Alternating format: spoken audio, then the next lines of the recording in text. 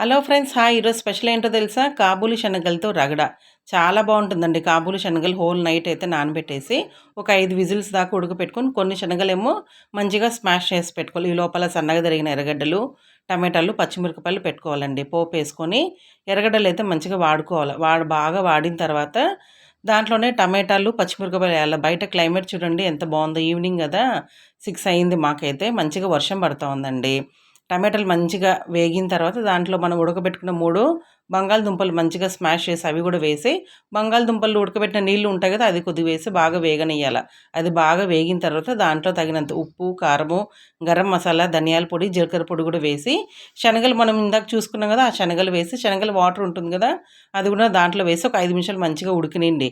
అంతేనండి, మనకి చాట్ అయితే రెడీ అయిపోయిన తర్వాత దానిపైన కొత్తిమీరతో గార్నిష్ చేసి, సన్నకారాలు అంటే సేవ్ ఉంటంలా, సేవ్‌తో పెట్టుకొని తింటే మాత్రం అదిరిపోతుందండి.